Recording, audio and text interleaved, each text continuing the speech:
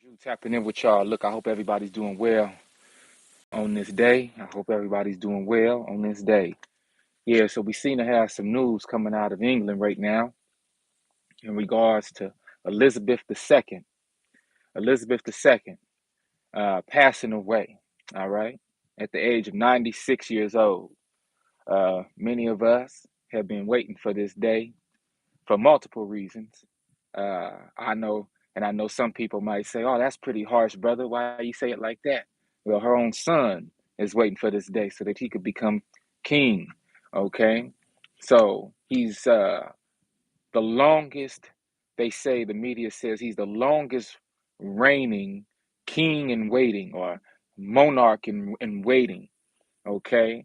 So that Charles, the one that was married to Diana, the one that conspired with that so-called queen to kill Diana, okay, and have her murdered off, is now the so-called king of England, okay, the king of Britain. And the atrocities that have been committed from and through that particular bloodline and that family, it keeps me from identifying that lady as a queen. She's never been a queen to me, and he won't be a king to me. Okay.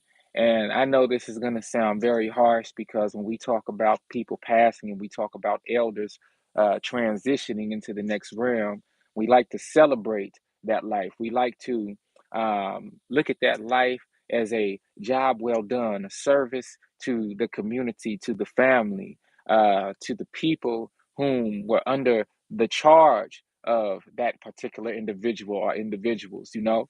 And it gets very cumbersome when we think about individuals in high ranking positions or power who, on the surface level, appear to be wholesome and good and just and kind, but underneath are very wicked, devilish, demonic people. And people pass away, especially our elders, there's a cause for celebration, homegoing celebration, if I may. There's a cause to reflect on that individual's life and be thankful for all of the tenets, all of the lessons, all of the traditions, all of the characteristics of the Spirit of the Most High that have been reflected through that individual into elderhood so that the next generation preceding that elder can then go forth and carry on those characteristics, those tenets, those attributes, those characteristics of the Spirit of the Most High. Okay, I decided to go live right now for a couple reasons. It was also brought to my attention our Sister Queen Carly. She mentioned in the comment thread on one of my previous videos that the Pope has declared and writ a decree and demanded that all of the church's funds from all over the world, from the four corners of the world, be withdrawn from whatever banking institutions they are in and be funneled and wired or moved to the Vatican Bank. Now, I found that to be right in line with exactly what I posted earlier this rising pertaining to Elon Musk and his not wanting to buy any physical possessions and as it would stand actually sell his physical possessions. Selling these physical possessions in order for what? Okay, what's going on? What did he know, Elon Musk? What does the Pope know? Uh, if if if Queen Elizabeth is really dead. Okay, I'm going to go there. Yes, I'm going to go there because I have to stand within the truth of what's really going on when we talk about the so called elites moving underground and stepping away in order to go into hiding. Now, just like Joe Biden was owed many favors, regardless of the age at which those favors would be cashed in. President Joe Biden was owed some favors, and now he's the president. And we see that he's an old, feeble man, can hardly speak, but he's in the rulership position for this country, the head position of this corporate entity that we call the United States of America, right? Well, the same thing happened with Prince Charles. Okay, Prince Charles finally moved into that kingly position in Great Britain. Okay, after many years of waiting patiently in order to get to that position. Now, the reason I said if Elizabeth II is truly dead or not is because she might have finally succeeded her throne, moved undercover in order for her son to be the face of that country and that nation for the short while that we have within the devil's system that is crashing and falling all around us. Okay, in other words, she had enough love or whatever on her heart to say, you know what, son, we only got a year left anyway up here, so you might as well go on and sit on the throne for a little year or something, then come down here on the ground and join me. So at least you get to live and live within the the reward, if I may, of being the face of this country, which is also a company, and we can, in unison rule this place, but I'll just be underground and you could be the new face of the country while I get my affairs underground. Okay, handled underground. And then when it's time, you come on and come down with me, and then you will have had your chance to be the king, and I will have been the long reigning queen of England all of this time, and you can get what you wanted to get, and you can, basically get your jollies off for the little time being, and then come on down with me. Um, when I think about the atrocities that these people have committed throughout history, I would never be able to call them my king or my queen. And like I said, this might be a trigger warning for some, especially those of the baby boomer generation and older, who have been under the earth, yes, brother, in the deep underground military bases. Okay. I did a video called Will Smith, the Dumbs, and Bill Gates. Okay, go on and check that video out if you could get a chance, bruh. It's really deep, it's really insightful about what's really going on with all these so-called elites moving underground or moving away, selling their interest in companies, all the CEOs who are resigning. Have you noticed all the CEOs of major companies are resigning? And they're leaving their companies up to other people. Even the CEO of Twitter resigned from Twitter right before Elon Musk wants to purchase the company. Elon Musk has his interest in very peculiar companies. You gotta, I look at these things. I look at these things, and I suggest that you take a look into them as well. All right, wicked of the wicked. That's correct. So on that many people are ignoring right now, and many people are looking at the sensationalism aspect of what's going on. So it can be difficult at times when those all around us are not looking at in between the line facts or in between the line scenarios that are being presented to us through the media and are being blinded still in 2022 by what's going on. And so this is why I put that disclaimer out there for those of the baby boomer generation, particularly and above, who were caught up in that sensationalism with Princess Diana, Prince Charles, and the Queen of England being the longest reigning monarch and going through 14 or 15 presidents. Yes, they know the Most High is angry for sure. And so this is what's going on.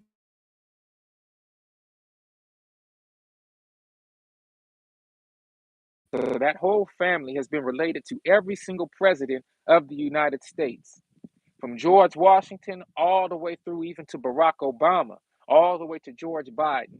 I think the only presidents that she wasn't related to was JFK because he was Irish, uh, Van Buren, and then the third one is Dwight D. Eisenhower. And many people don't know. I found this to be very interesting on a side note. Dwight D. Eisenhower, his mama, okay, who is Dwight D. Eisenhower? Dwight D. Eisenhower is the president right before JFK. All right, he was a general. All right, he was a high ranking military man. He was also the first man who made contact with the demonic entities that presented themselves as aliens or extraterrestrials. He was all over the place from Area 51, Edwards Air Force Base, all the way in between, all these places, looking at the demonic alien technology that then raised this country or lowered this country's vibration, I should say, but raised this country's technological prestige amongst the world stage. Okay. Now, check this out. One thing about Dwight D. Eisenhower, many people don't know, is that his mama was a mulatto. Yes, that's right. His mom was half black. Okay. Now, this is very important because when they get to talking, these extraterrestrial entities, these demonic, low vibratory entities presented themselves. They waited for Dwight D. Eisenhower to take the presidency. So, in essence, Dwight D. Eisenhower was a black president in the office before Barack Obama. The difference was Dwight D. Eisenhower could pass for being full 100% white. Okay. And the demonic entities knew this. Now, when you read the book of Enoch, you understand that the industrial age kicked off around the time of Dwight D. Eisenhower's climax as presidency. And this coincides with the 70 generation um, incarceration of the Nephilim, of the demonic entities that were disembodied spiritual entities from all of the giants and all of the children of the so-called Anunnaki, the fallen angels, the watchers, who descended down into this plane and had children by the earth women, okay, by the indigenous earth women of this plane. They produced Nephilim. Those Nephilim, some were giants, some were horrible crossbreeds of angelic and human bodies, avatars. And these spirits that were housed within, these souls that were housed within these bodies, eventually became disembodied as what we know as demons today. Now, those demons were incarcerated for 70 generations before they were let loose in the world. And it is a proper coinciding that they began to remanifest themselves or manifest themselves during the era of President, so-called President Dwight D. Eisenhower, who also just so happened to be part black, okay, in his genealogy. So that's a side note. All of this has to deal with what's going on today. Okay, now, one of the reasons I have to be so harsh when it comes to Elizabeth II and her family is because of the horrible crimes against humanity that they have committed. Okay, the horrible crimes against children that they have committed. You know, um, there are many ledgers or there are many lists that have gone out since the arrest and killing of Jeffrey Epstein, that horrible dude who was a sex trafficker, who had his own island, and who was a partier, a party man, that all of Elizabeth II's children, her sons and her daughters, and all of those individuals who connected with her, who wanted to rank in high places, dealt with behind the scenes. Elizabeth being one of them. Um, she was a heavy user of adrenochrome. Adrenochrome is the chemical that is produced, the fear chemical that is produced in children, particularly children under 8 years old and under, produce high levels of adrenochrome that these wicked entities, these wicked ones, harvest from the children's blood after extreme levels of torture. Okay, and they torture these children uh, uh, exponentially. Feed is buffering right now. Let me see if I can move this over just slightly. Uh, Buffer rate going. I'm going to plug this in real quick.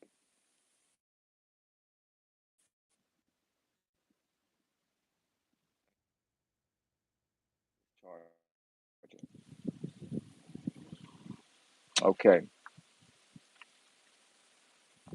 The adrenochrome. This is very important, y'all. The adrenochrome is produced by children 8 years and under, primarily. It's at its highest production and it's at its purest production with children 8 years and under. And many children have been sex trafficked uh, through these different sex trafficking funnels, primarily through individuals like Jeffrey Epstein, who serve as middlemen who are very well aware of the individuals on the other side of politics and political high ranking status who are in league with the devil, who utilize the adrenochrome for many purposes, the blood of these children. There's products all over the place right now which use the blood of children and individuals as skincare products. There's products all over the place right now that use the stem cells from these children, aborted fetuses, and that sort of thing. The queen, the so called queen, and her cronies are part of many nasty parties, many nasty mansion parties where, in order to be initiated, you have to eat human fecal matter and drink urine from humans, and you have to eat all sorts of unsavory items like human flesh and baby fetuses. They have parties where whole humans are served to the party. Um, some people would consider these individuals to be reptilian in true form and true being, but we know that they are children of the dragon. They are children of the devil, of the serpent. So when we talk about reptilians, we're talking about the serpents. We're talking about the children of the serpent who exist in this realm, and from the lowest levels to the highest levels of society, which are used by the devil to do its bidding in this physical plane. And Elizabeth II was one of the most high ranking individuals in that sect of people, or in that sect of this spiritual war that we're fighting right now. Now, when we talk about these horrible parties and these horrible get togethers and gatherings, this is also, side note, where you get the shoe, that shoe that most of the rappers and celebrities like to promote, that red bottom. Everybody's familiar with the red bottom, right? The red bottom shoe is a sign of class in this society. It's a sign of high prestige. Is that right? It's a sign of high value. Is that right? And so, what many people don't know, and many people who actually get initiated into these societies come to find out. One second, let's change this up so we can get this popping.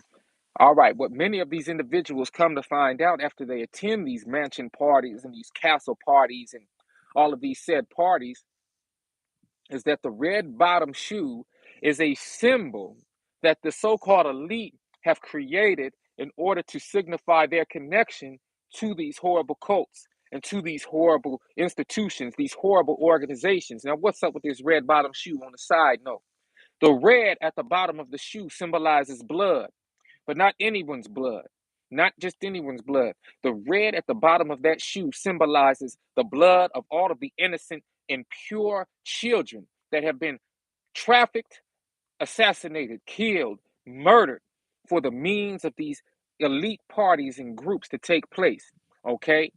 There's so much blood that is released in these parties onto the floors as the adult individuals and even their children partake in these horrible rituals, these satanic and demonic rituals, that they begin stepping in blood with their expensive leather shoes. I'm telling y'all the truth. Now, as they would step into this blood and look at the bottom of their shoe, they would realize that it was covered in blood and drenched in blood, real blood. So much so that they commissioned the shoe designers to then begin to create a shoe with a red bottom on it that symbolized the real blood that they would step in these during these horrible ritualistic satanic practices. Okay? Now, I hope y'all are hearing me on this, and I hope that the live feed isn't buffering in some strange way to where you didn't pick up on what I just said. Also, when we get back to what the Pope is doing, or let's get back to what the Pope has decreed throughout the whole Catholic Church. So, from all four corners of the world right now, every single church, every single institution belonging to the Catholic Church, the Pope has decreed that all monies, all financial liquid assets be funneled, wired, moved back to the Vatican Bank. Okay, now this is no small thing. This will be no small feat. Last time they checked, the disclosed amount of fundage that the church held was someplace around $5.8 billion. Now we know, after all of the pillaging, all the rape, all of the killing, all of the stealing that the church has committed since its institutional introduction to this place, into this realm, that they have way more undisclosed funds than the $5.8 billion that has been disclosed to the public as fundage. Okay. We know that their coffers under the Vatican hold priceless treasures of gold and antiquities, jewelries from antiquity times, all sorts of treasures that have been unaccounted for to the public. Now, what does the church know? What does the church know? What does the Pope know about what's going on, to the point where the Pope would decide to ask for all of the money to be returned to the church's bank, to the Vatican Bank? Huh? Well, they know about the doom. Okay, let's just keep it 100. They know about the incoming and oncoming doom from the economic collapse that's about to unfold. Okay, they know about this very clearly, and they are doing everything in their power to prevent their collapse as the church, because of course they're the church. Many people blindly follow this church and don't understand what's going on spiritually, so they're going to look to the church for guidance and leadership during the most difficult times that we have experienced in this plane. Now, you'll have individuals say, well, all throughout history things like this have happened. There's been financial collapses, there have been pandemics, there's been all sorts of plagues and this and that. But this is where we have to stay focused and sharp. Never in the face of this history have all of these things converged at one time. Never in the face of history have all of these things taken place as a sort of domino effect and a nosedive in society like what we see today. Never have all of the nations of the world been at their apex, at their climax, societally speaking. No, at no point in history, in this present modern history, have all of the kingdoms of the world even been so spiritually detached from the Most High. Okay? At no time in history has the devil been given reign to the apex and the climactic point that we have seen the devil's reign in this world right now. So remember what I always tell you folks: buy food while you can. Buy the proper foods, your rice, your dry goods that you can reinvigorate with seasonings and spices. And hopefully, you have a water supply. Buy your water filters if you can. Okay. Buy your water filter straws if you can. All of these things will come into handy, especially during the colder months when it will begin to rain more. And they already put a report out, knowing that this day was coming, that the rain is now allegedly bad and you cannot drink rainwater or store rainwater due to all of the chemicals in the atmosphere. Now, I'm not going to believe that one. I'm not going off of that one, because this same rain is falling to the ground and it's watering all the plants and crops that we eat daily. But no one's making a hissy fit about that. But they're saying we can't harvest that same water from the sky and drink it and purify it if we should need to. So don't fall for that lie. Continue to get all of your necessities, all of your tools in place. Like I always say, make sure you have your heirloom seeds. Make sure you have the seeds that grow in early spring as well as year round. Right now, you want to focus on, you got probably, well, it's the beginning of September. Depending on where you are, you might have literally a few days to go ahead on and plant your fall time crops before the first frost in November. Okay, so all of these things have to take place. You go ahead and plant your squash. Okay, you go ahead and hopefully you already had your potatoes in the ground. Okay, hopefully you already have some beans in the ground. Hopefully you already had some melons in the ground. Hopefully you already had some uh uh corn in the ground. Okay, all of these things matter right now, right now. Okay, right now. So when you're looking at what society is going through, and you look at the so-called elite making moves based off of their own personal financial situation, the things that they've come accustomed to, the things that they have been moved to deal with in their lives, you're seeing a big offloading.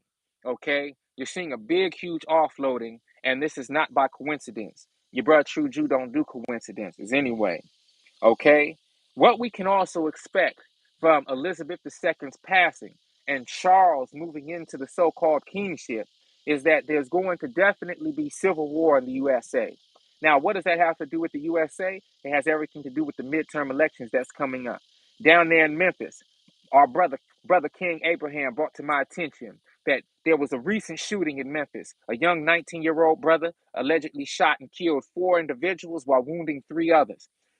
Everything that you're seeing right now has a lot to do with gun control and MK Ultra tactics that are being utilized against our people. Whenever you see a young brother doing crimes like this, you can be guaranteed and be sure that there's MK Ultra involved. MK Ultra, if you don't know, is a mind control apparatus through hypnosis, deep hypnosis, that deals with triggering an individual through key words and key phrases that that individual is not aware of at the time that they have been inducted and introduced to these subconscious trigger words and keywords. So individual could say, "Oh, look over there in the sky." And that could be the keyword and trigger word that the individual who is under MK Ultra has been indoctrinated with and doesn't even realize it.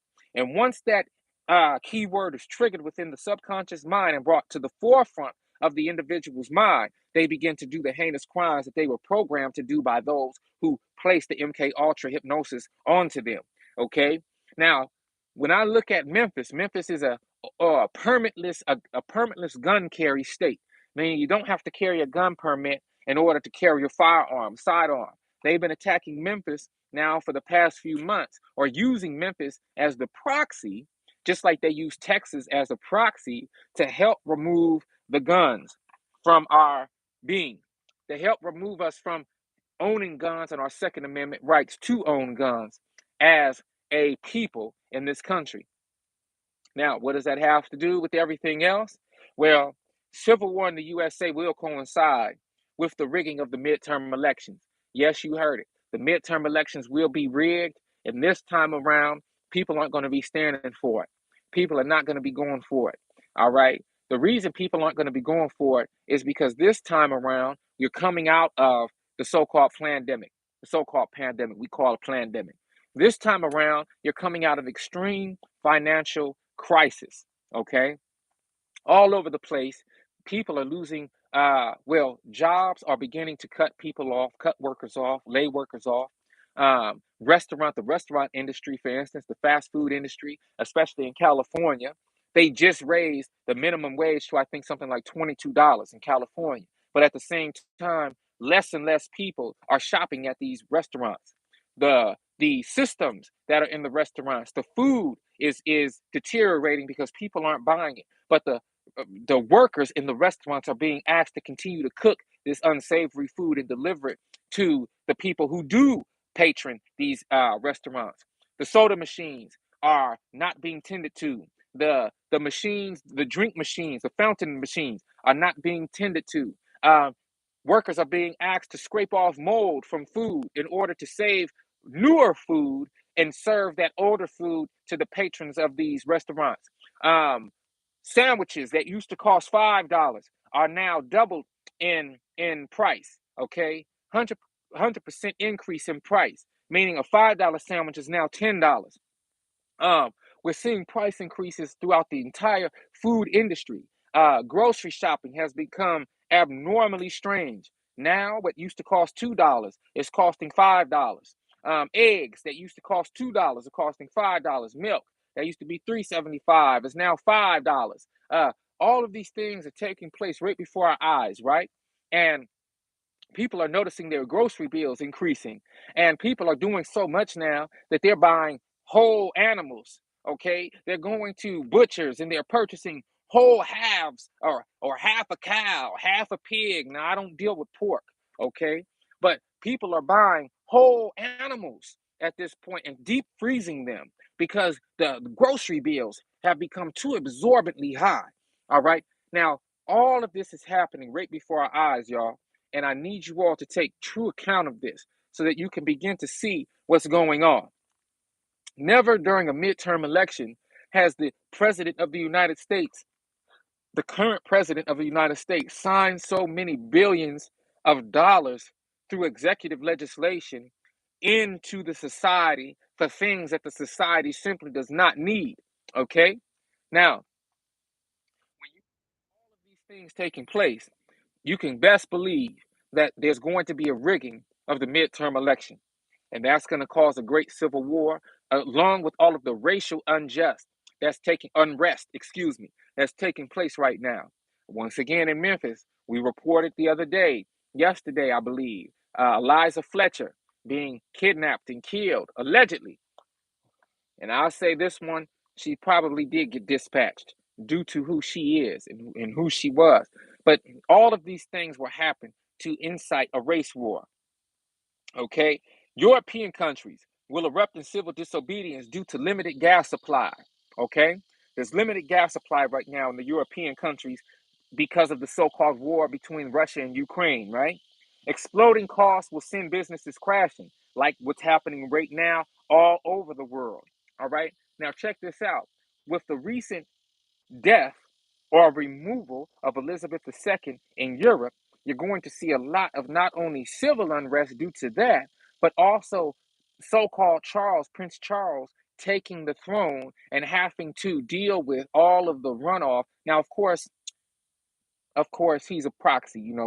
The so-called monarch monarchy doesn't have any power on the surface. That belongs to the prime minister at this point, who Elizabeth II just so happened to induct into the prime minister a day before she passed away. Very interesting, right? The latest prime minister, I think this is the 15th prime minister, 13th, 14th, or 15th prime minister she's inducted um, since the power of the monarchy has been transferred to a prime minister, right? So, European countries will erupt in civil disobedience due to limited gas supply and exploding costs, sending businesses crashing. Then we have the inflationary issue, okay? The inflationary issue resulting in raising interest rates, okay? Which will collapse the housing market, okay? The property bubble is going to explode like we saw in 2008, except this one, I don't think it's going to be any coming back from this one. Sending mortgages and possibly banks into bankruptcy. Okay. Why are we going to not see a bounce back from this one? Primarily because itself, the dollar itself, is not a tangible asset. The dollar itself is crashing. Okay. Now, when you look at this whole situation and you look at how President Biden, so called Joe Biden, has been signing all of these funneling funds into all of these executive orders that he's been creating, we see, I think any sane person would ask, well, if the country is going how it's going, inflation is all over the place. How in the world is this country able to afford the financial infusions that Biden is signing in through executive legislation? Well, we have to realize that this money is mainly digital. We're at the stage of society now where digital currency is at an all time high, right? And it's nothing for a bank or an institution to put the ones and zeros into the spaces that it needs to be put into so that the appearance of financial stability will be present. When in reality, there is no financial stability, in this country as a company is holding on by a thread, just like other places in the world. The difference is when you have institutions like the church who are saying, let's take all of our money and round all of our money up, return it to the Vatican Bank. What do they plan on doing? Well, let's talk about it. The Vatican is demanding repatriation of all of its financial assets to convert into hard assets like gold to store in their depository. Okay, that's one of the main reasons that the Pope has been calling to get all of their financial assets. See, this is one thing I said when I first started this channel, and I really hope that y'all hear me on this. You have to use your money while you can. Okay, now what does that mean? What in the world does that mean? That means do your best to take your liquid assets and convert them into physical, tangible assets that will help you and your family survive during this day that we're living in right now. Okay, convert that liquid asset into a physical asset that will help your family survive. Now, I'm going to say it again. I've said this in many videos. You're not able to eat gold. Okay, you have some financial. Now, I'm not a financial advisor, but I am a survivor. I'm not a financial advisor, but I am a survivor. You're not able to eat gold. Your wife and your babies aren't going to be able to eat gold. And like I always say, we are called to work daily in order to get a dollar that is then paid, used to pay for what we really need: food, water, shelter, and sustenance. Now, what if you can take your financial infusion, your liquid assets, and get the things that you need without having to go through the certain channels? Okay. What I'm saying is this. This is what I'm saying. What if you could take your financial assets and buy a parcel of land that had fresh water on it, that had timber on it, that had natural resources on it, that had an ability to where you can grow food on it, that had wildlife that was kosher for you to eat, fish that you could eat, chicken that you could eat, birds that you could eat, that you could eat, certain deers that you could eat, venison that you could eat. Hours would be going into the sustainment of your property, of your land. Okay. This is why you see many people migrating right now from the cities and moving to places where natural resources are abundant, back to the south.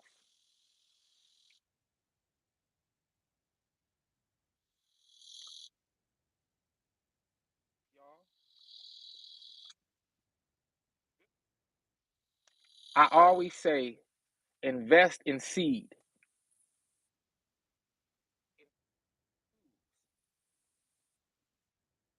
things that will help you and your family survive during a financial and economic collapse of society. Now, right now, I'm already feeling the calm before the storm. It was a little too quiet the past few weeks, the past month. It's a little too quiet. All sorts of distractions in front of our face. You can rest assured that there's some planning going on behind the scenes, and there's something going on that we're not being told. I went to the Bible. Elon Musk recently this rising, and I brought light to his selling all his physical goods and him not wanting to purchase big items of the physical nature. Him purchase Twitter any longer for $44 billion, and him blaming that purchase, not wanting to purchase the company based off of fake accounts and the bot action that Twitter is known for. Twitter not being able to prove exactly how many users, real users, they have on that platform, right? Asking his arrogance recently to the real reason why he no longer wants to purchase Twitter.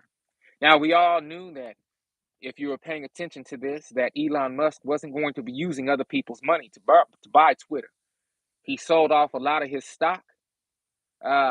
He sold off a lot of his stock, and he was using a lot of the fundage from that sale, from that stock sale, to the level of $44 billion to purchase Twitter with his own money. Then he all of a sudden pulls out. Now, this is an arrogant guy, and I'm going to that when he first invited himself to purchase Twitter, he wasn't aware of the Most High returning so soon. I'm going to premise that statement with that statement. Peace and blessings, brother King.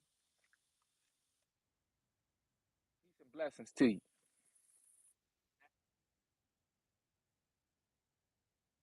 wasn't aware just 2 months ago of what's going on. Okay. And when he was made aware of what's going on and the speed at which things are happening, the speed at which time is fleeting and pulling away, he had to make a decision. Do I buy a fake digital company that doesn't exist in this realm, that's only a digital entity that, as soon as society crumbles and crashes, as soon as the electrical grid goes out, No one will be able to even access Twitter. But I can definitely take that 44 billion and I can reinvest it into hard assets, into tangible assets that will allow me to position myself after the crash. Now, these are how elites think, the so-called elites.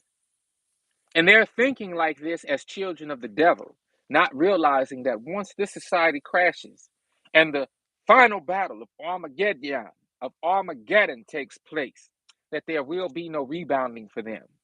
There will be no rebounding for their likes. There will be no rebounding for their platforms. There will be no rebounding for their institutions. There will be no rebounding for their system. That they believe that there will be a rebounding, that they will be able to hold on to their assets that they've accumulated unjustly since they have been in league with the devil.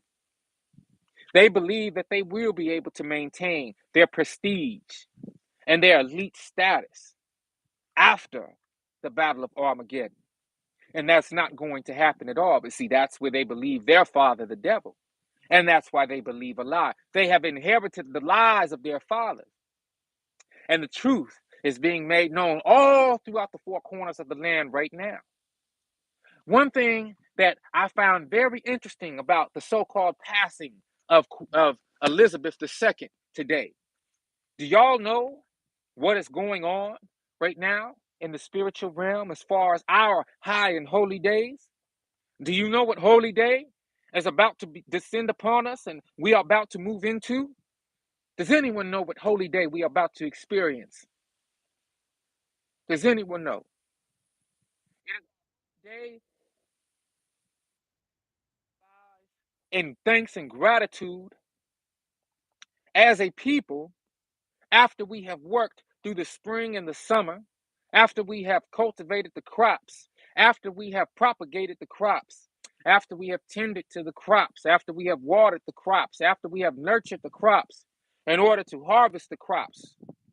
That high and holy day is called the Feast of Tabernacles, the Feast of Booths, or the feast as our ancestors and ancestresses knew it to be.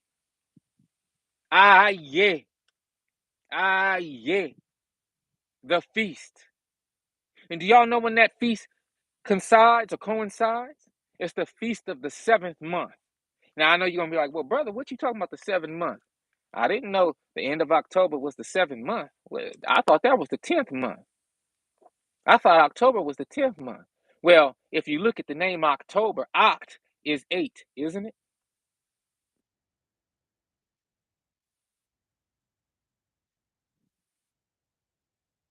Oct, 8. Octopus, 8. Octagon, 8.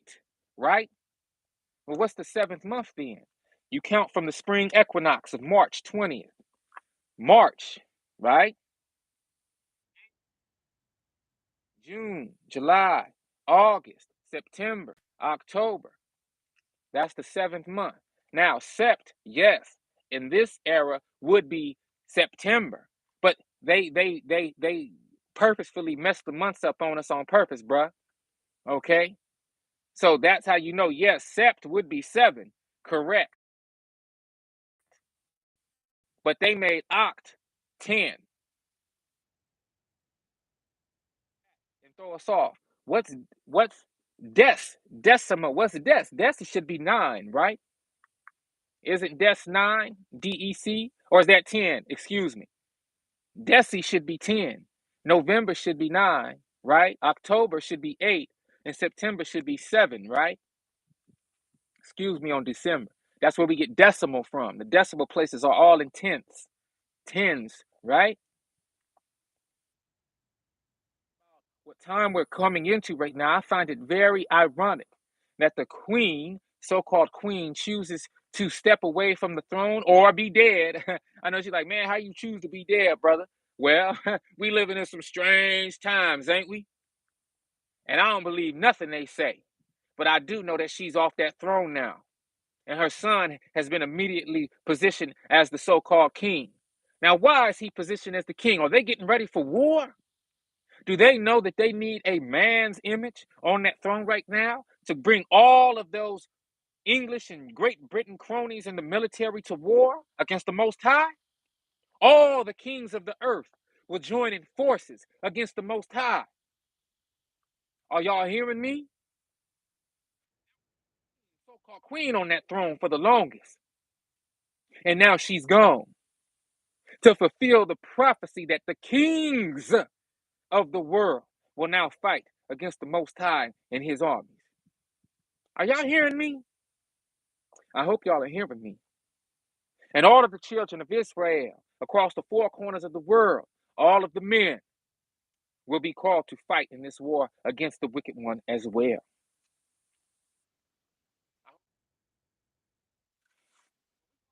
Feast. Something peculiar came up to me as I was reading the book of Nehemiah. Now, I've been reading the book of Nehemiah for the past 3 or 4 days. I've been reading the book of Nehemiah before the so-called Queen of England passed away today. And I was reading the book of Nehemiah because I was well aware of the Feast of Tabernacles that's coming up. And usually during the Feast of Tabernacles, we see some strange things in the land, primarily because we still don't know who we are as a whole people. I hear people right now in the conscious, so-called conscious community say, man, we need our own laws. We need our own police. We need our own security. We need our own accountability, forgetting who we truly are. And that, if 1 second, and we go back to this book right here, we go to that old covenant, that old so-called Old Testament, you will see all of the suggestions, laws, statutes, and commands given to our people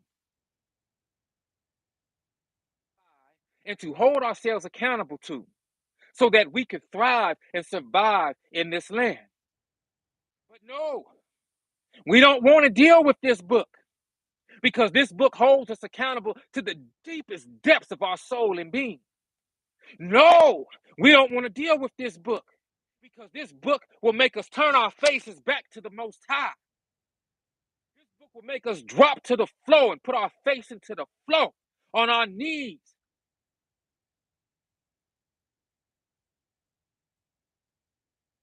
Wrongdoings in this place, wrongdoings of our forebears. But you know what this book also tells us and reminds us of? That we are children of the Most High. We are the chosen people of the Most High that were called to be the administrators of these laws and commands throughout the four corners of the world in preparation of the return of the Most High and the new kingdom to come.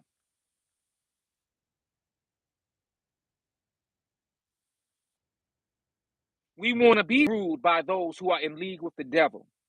Many of us even want to be in league with the devil due to the lies and the rewards and those perks and so-called benefits that the devil tempts us with daily.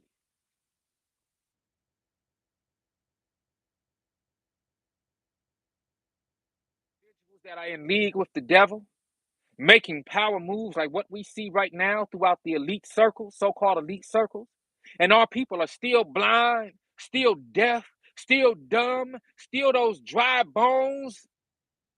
We still got a lot of work to do. But I'm going to tell y'all this. That period and age of grace is almost over. That age of grace is almost over, y'all. That age where we can sit and we can have conversation like this and we can contemplate and we can think deeply about what's taking place in the land in conjunction with who we are as a people is almost over. And heart, heart, daily, that I see those who appear to be awake and I see those who appear to be asleep. The signs that have been given. Still, after all of the sound doctrine that has been provided to our people,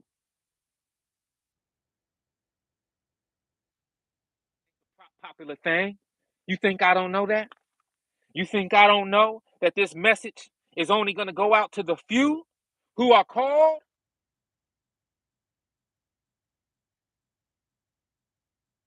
Say many are called. word also say few are chosen. Now, I'm not the decider on who is chosen. I'm not the decider on who's called. I just know that when I utilize platforms like this, I utilize the gifts placed in me. I'm seeking to spread my net far and wide. I don't know how many fish is going to be caught in that net, but I hope that every fish that is caught in that net is then brought into the salvation of the Most High through Yahshua HaMashiach. That many great works will be done by y'all, me, you, greater than myself even, because I'm going back to the Father. Right now, y'all, where you either gonna know into knowing, or you not gonna believe it all.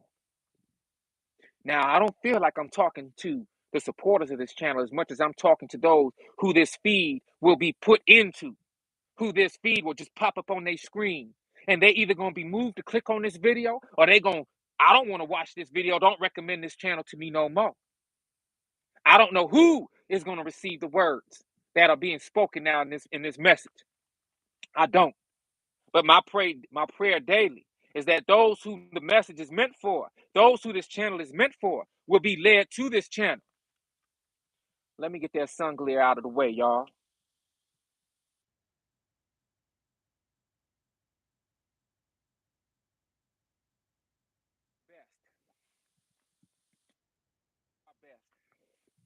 We're called to stand strong and stand firm in the word. There's something that I want to share with y'all. As I've been reading the book of Nehemiah, reminded of our Feast of Tabernacles coming up. That's a beautiful book highlighting the feast, highlighting the feast of the seventh month. But one thing that hit me, the elite and the devil always try to copy the children of the Most High, y'all. Of Nehemiah,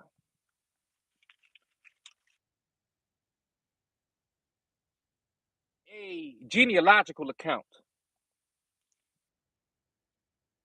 the account of Hanani, Hananiah, the ruler of the palace, charge over Jerusalem. For he was a faithful man and feared God above many.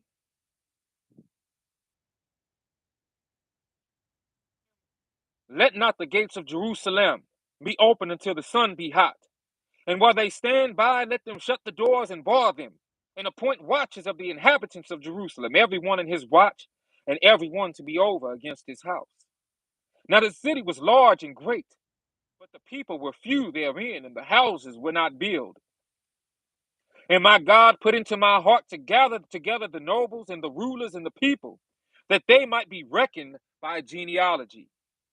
Of them which came up at the first and found written therein, these are the children of the province that went up out of the captivity, and those that had been carried away, whom Nebuchadnezzar, the king of Babylon, had carried away, and came again to Jerusalem and to Judah, and every one unto his city, who came with Zerubbabel, Yeshua, Nehemiah, Azariah, Rahamiah, Nahamani, Mordecai, Bilshan, Mispare, Bigvai, Nehum, Baana.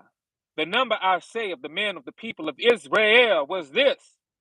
And then we get into the African Edenic tradition of large families presented in the book of Nehemiah, chapter 7, beginning with the children of Parosh, 172, the children of Sheptai, or the children of Shephatiah, 372, the children of Arah, 652, the children of Pahath Moab, of the children of Gashua of Joab, 2,818, the children of Elam, 1,254, the children of Zatu, 845, the children of Zakai, 703 score, the children of Binui,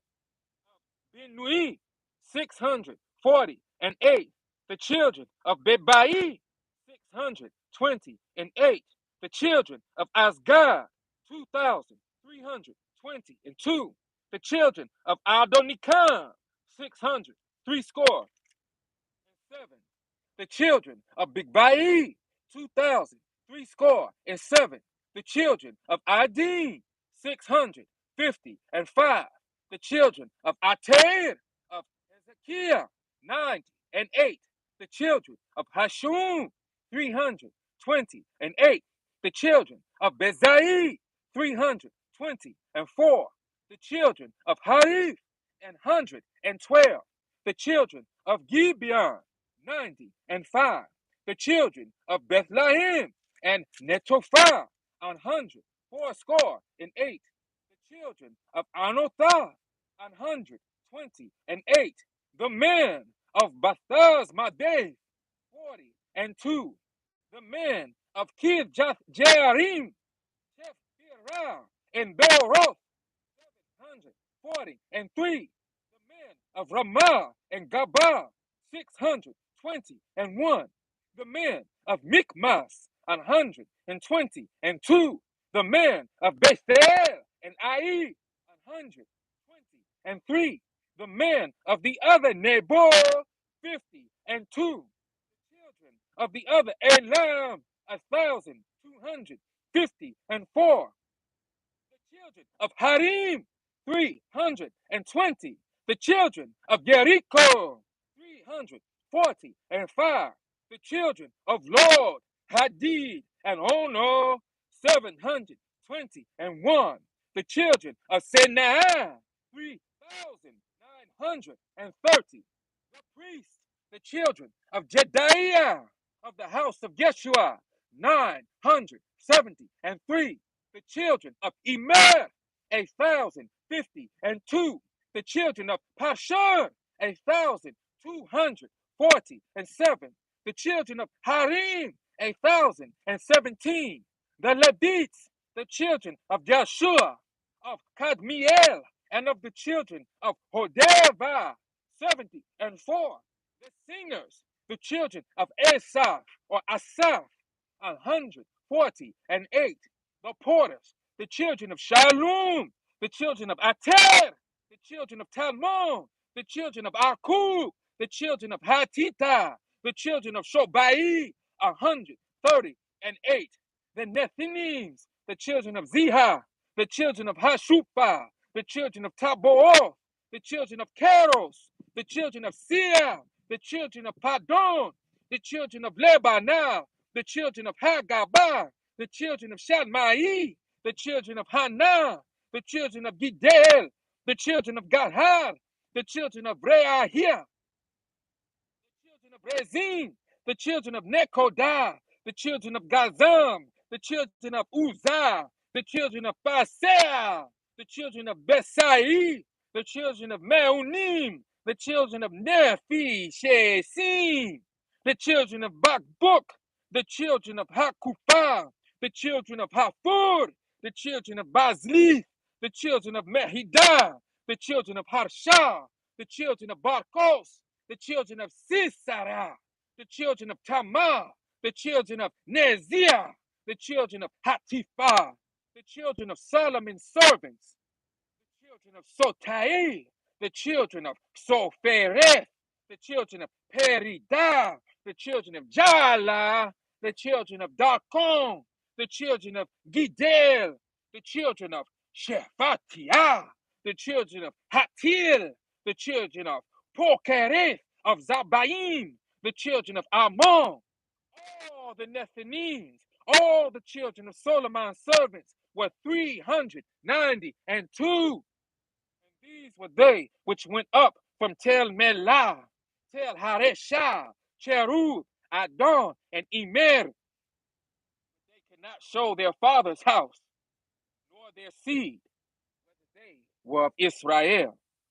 The children of Delaiah, the children of Tobiah, the children of Nekodah, 640 and 2. And of the priests, the children of Habaiah, the children of Kozin, the children of Barzillai, which took one of the daughters of Barzillai, Gileadite, to wife, and was called after their names. their register among those that were reckoned by genealogy, but it was not found. Therefore were they as polluted, put from the priesthood. And the Teshatha said unto them that they should not eat of the most holy things till there stood up a priest with Urim and Thummim. The whole congregation together was 40,002,360, beside their manservants and their maidservants, of whom there were 7,337. And they had 240 and 5 singing men and singing women. Their horses, 736. Their mules, 240 and 5. Their camels, 430 and 5. 6,720 asses. And some of the chief of the fathers gave unto the work. What I wanted to focus on.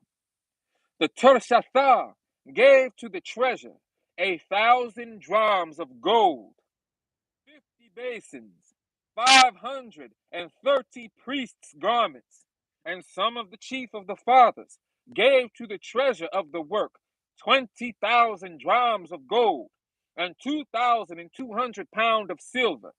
And that which the rest of the people gave was 20,000 drams of gold, and 2,000 pounds of silver, and 3,307 priests' garments. 60 and 7 is 67. So the priests and the Levites and the porters and the singers and some of the people and the Nethinims and all Israel dwelt in their cities. And when the 7th month came, the children of Israel were in their cities. Then we talk about the reading of the law, the oral reading of the law. And then we get into the feast of the 7th month. Now, I'm going to read a precept from the Bible right here, a footnote. Oral readings of the law. Listen carefully. Parts of Africa. The African Edenic Hebrew maintained an oral tradition to enlighten the people. This social cultural mode of teaching is relatively common among African people, regardless of tribal affiliation, where lengthy training is part of the preparation for the priesthood. The priests are the depositories of national custom, knowledge, taboos, theology, and even oral history. Today, with little notice, more vast archives of knowledge and expertise are spilling into oblivion, leaving humanity in danger of losing its past and perhaps jeopardizing its future as well. Stored in the memories of elders, healers, midwives, farmers, fishermen, and hunters in the estimated 15,000 cultures remaining on Earth is an enormous treasure of wisdom. This largely undocumented knowledge, based in humanity's lifetime to a time when people accepted nature's authority and learned through trial, error, and observation. But the world's tribes are dying out or being absorbed into modern civilization. As they vanish, so does their irreplaceable knowledge. This will be found in chapter 8, verses 3, 8, and 13. Feast of the 7th month. This reference relates to the Feast of Tabernacles, an African Edenic Hebraic holy day celebrated throughout their generations. It is recognized by African Hebrews on the continent and can be found in this account. The same author who translates the word Ayeh, Ashanti, as an appointed festival, goes on to describe the ceremony as he witnessed it towards the end of October in 1921. The Ashanti New Year, beginning on the last day of that month. The entire cultural function is remarkably suggestive of the old Hebrew feast of ingathering, which is also known as the Feast of Tabernacles or simply the feast. Leviticus chapter 23, verse 34, and this chapter of Nehemiah 8, verse 14. And they found written in the law, which the Most High had commanded by Moshe, that the children of Israel should dwell in booths in the feasts of the 7th month, and that they should publish and proclaim in all their cities and in Jerusalem, saying, Go forth unto the mount, and fetch olive branches, and pine branches, and myrtle branches, and palm branches, and branches of fig trees to make booths, as it is written. So the people went forth and brought them and made themselves booths, every one upon the roof of his house, and in their courts, and in the courts of the house of God, and in the street of the water gate, and in the street of the gate of Ephraim. And all the congregation of them that were come again out of the captivity made booths and sat under the booths. For since the days of Yeshua, the son of Nun, unto that day, had not the children of Israel done so, and there was very great gladness. Also day by day, from the first day unto the last day, he read in the book of the law of God, and they kept the feast 7 days. And on the 8th day was a solemn assembly, according unto that manner. Read the book of Nehemiah if you're confused about what we are going to witness within the coming month. It's very important for us. Why? Because we see the changing of the guard happening in front of us. We see the beginning phases of the devil's kingdom being removed. We see the beginning phases of all of the captives of the four corners of the world, of the Israelite people, the children of the Most High, being gathered, being awakened. Those of us who are being awakened at an extremely high rate.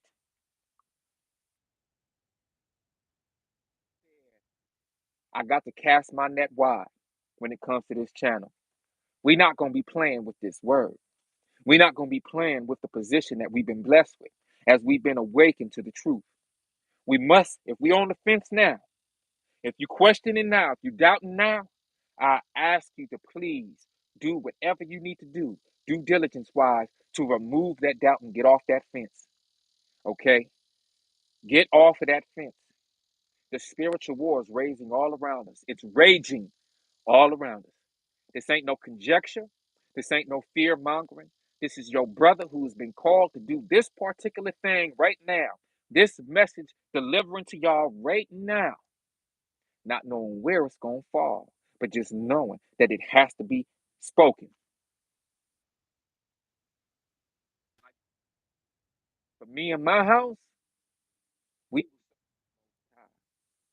as for me and my house, we will do and live the will of the Most High. As for me and my house, we're going to stand firm in the truth. As for me and my house, we're going to live the statutes, laws, and commands to the best of our ability. As for me and my house, we're going to do our best to keep these high holy days. As for me and my house, we're going to stay on watch and be true watchmen of the Most High. And we're going to cry loud in order to wake the lost sheep of the house of Israel up. We're going to be in a stand strong position for not only the lost house, the lost tribes of the house of Israel, but also for those Gentile nations who see the light of the Most High shining forth from us and seek to cleave on to and join the house of Israel.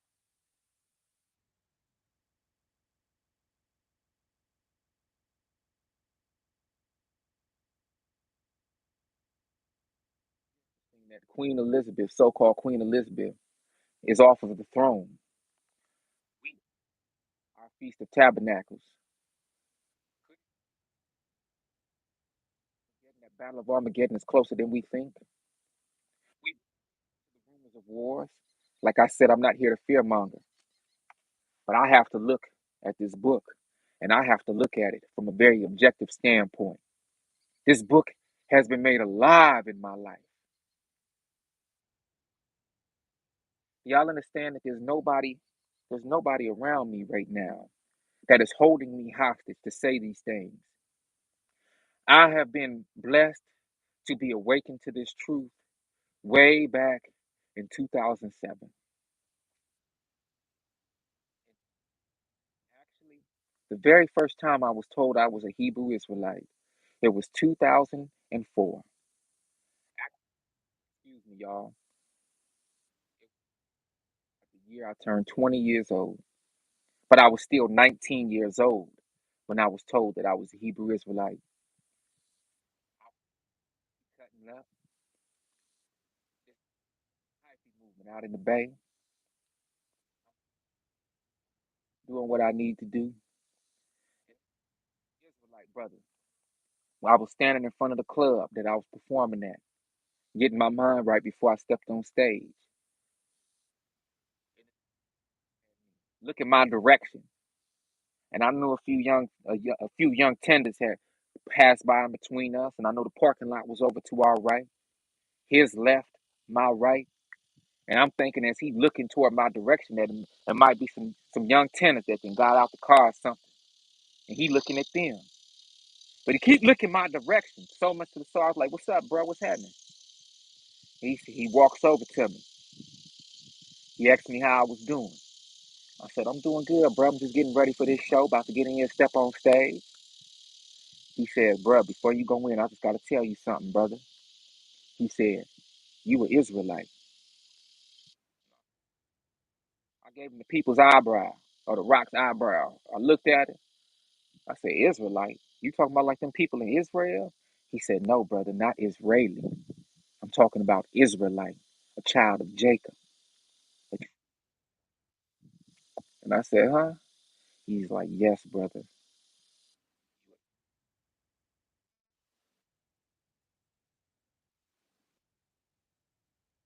I'm gonna go in there and perform. He ain't none of that. He planted the seed on my heart. And that was the one when I was 19 years old who told me I was out the gate and looking at my countenance. The stage that was on my heart the rest of the evening. I got in there on that stage. I never saw the brother again. He wasn't in the show. He when I stepped off stage, he was gone. But I remember what he told me. 2005, the beginning of the year.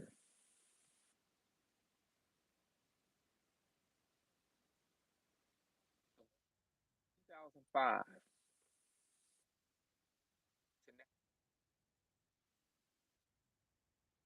Something, something on behalf of the Most High. You see, my mama and my daddy ain't dragged me along into this. You reluctantly go every Sunday and you're sitting down in them pews and you can't wait to go home so you could go play outside because you know Monday is coming up and you know the school week is coming up and you just want to get one more day to play for the weekend. Yes, y'all. Call myself, you see? Ain't nobody holding no pistol to my head. Utilize my free will. Most High.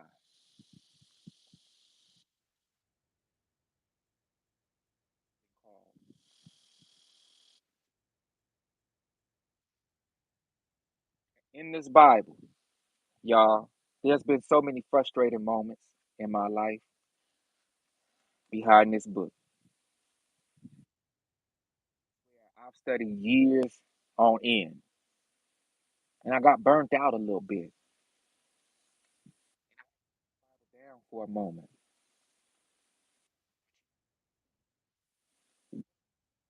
It says that the words of this book will be written on their hearts.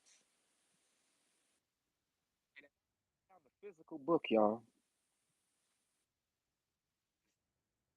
written on my heart. It kicked into gear. That spiritual book kicked into gear in my life that I began to realize that I am living the book. I'm not just speaking it. I'm living this book.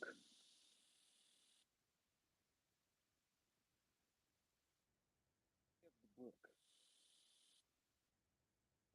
take place.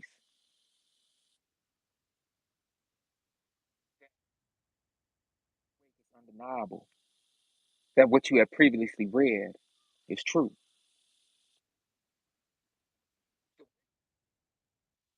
Will seek to confuse all of us. They trick us out our position to do. The more I'm blessed with the breath of life, the more I realize I'm wasting energy being mad at the devil. to do. And I need to be glad that when the devil did what it was doing to me, that I recognized that I wasn't going to rock with the devil.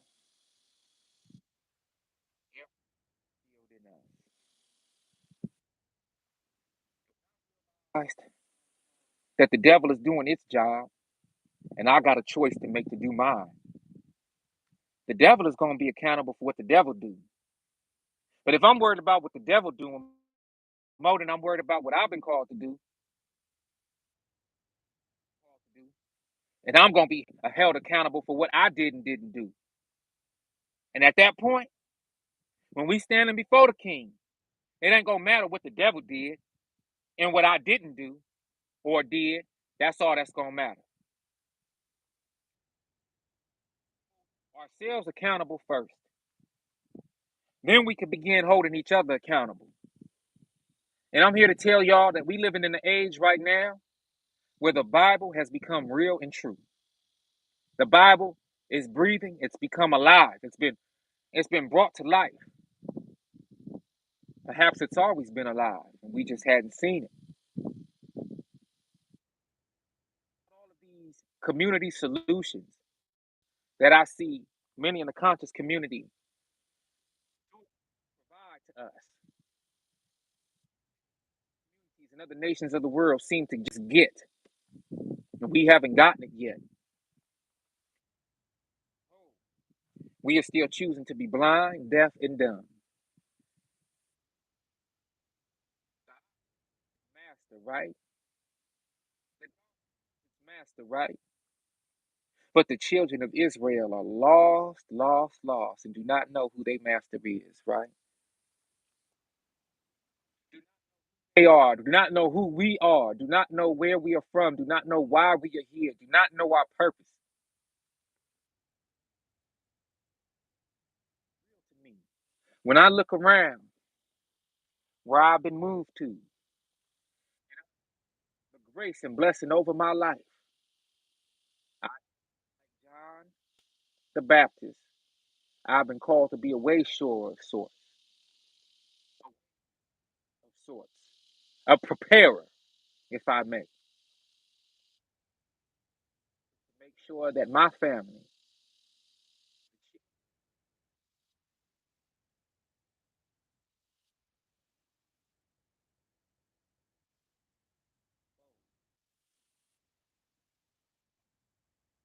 but it's not about I. It's about what's being done through me. And the fact that in my free will, I decided to answer that call. Each opportunity to live within the truth of that calling. Each has been given and will continually be given a window of opportunity to live in the truth of that calling.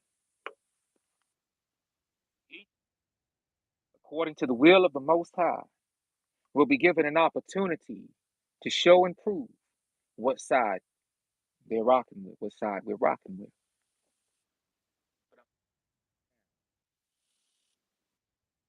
The world is indicative of the time that we're in. High Holy Feast Day of the Feast of Tabernacles. First of all, I hope that many can do within their means to participate within the feast, within our high holy day, as opposed to Thanksgiving, Halloween, and so-called Christmas. Because those three holidays, the economics that depend on those holidays are very important to the society. We call Black Fridays and Cyber Mondays and whatever Thursdays they got are very important to the society. We are being called to invest within the community of the Most High now. You see what happened in Nehemiah when the children of Israel began to deposit all of their wealth into the nation of Israel. Do y'all see what happened? Nations of the world are able to make a decree and move all of their funds into their coffers. A lot of those funds belong to the children of Israel, and our people will still send the money to the church. nation because we're almost at that time. And the Feast of Tabernacles coincides with the release of the captives of Babylon. Did y'all notice that? Me, with this Elizabeth the second dying and her son being made the king, and the kings of the world getting in place to fight against the Most High, to fight against us, it's on like Donkey Kong. And I'm ready. I just hope that y'all are ready too. We wasn't made to be no poop butts, no poops, no willy lumps, no weaklings. We was made to be strong.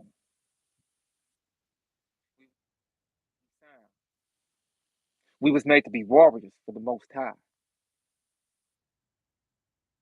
That this message don't fall on deaf ears.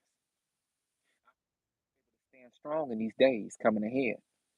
Because men of Israel, men of Yasharala, y'all are going to be tried and tested. Going through the refinement process.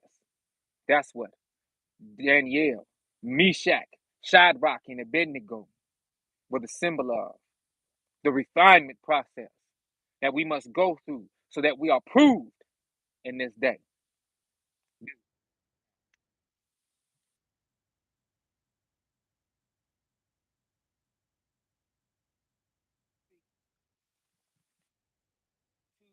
Passing away? No.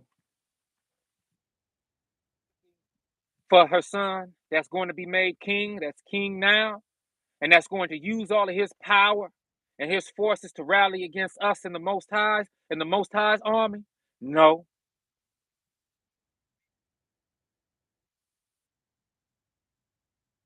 Let us know what side of the fence they on.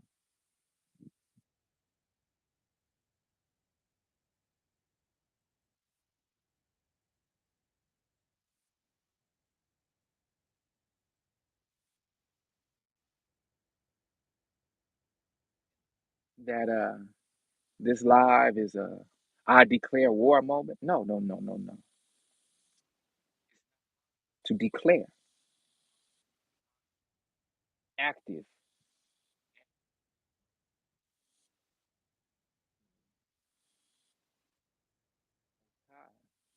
who understands his position and understands that, hey, when we answer that call from the Most High, that we have to rage forward and we're going to have to do some things that are going to help institute the new kingdom of the Most High into this place.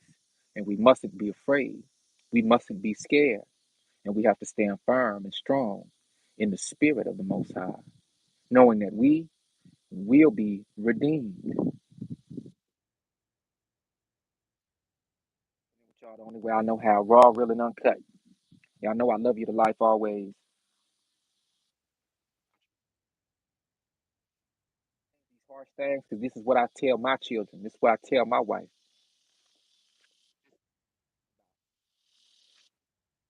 Preparing my household.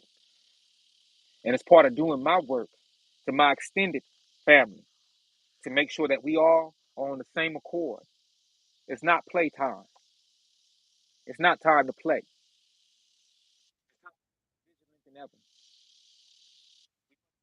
Pray without ceasing. Go back and look at this video. Remember the reminders. Heirloom seeds, tangible assets that will help you survive the crash of this economy, the crash of this society. Some of that stuff you might not be able to even use. So think wisely, prep wisely, do your due diligence. What do you need most? You know you need food. You know you need water. You know you need clothing. You know you need shelter. Focus on those things. Purchase the big bag of rice, store it in a cool place. Purchase the canned beans, the dry beans, store it in a cool place. Purchase your heirloom seeds. Get you some gas cans filled up just for a rainy day. Chop your firewood now. Okay? You need to do. Get your solar paneling. Get your solar batteries. Sustainability in place. Don't be no punk.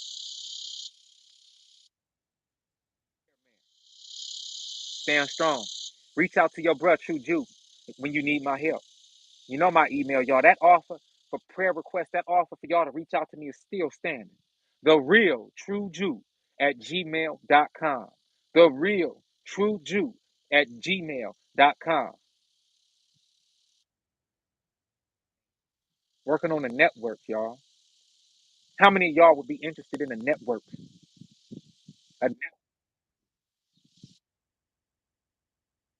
Lean on each other as we lean on the Most High. And we begin to plan and prep together. Go without. As a community of like minded ones. See, it's very important in this day.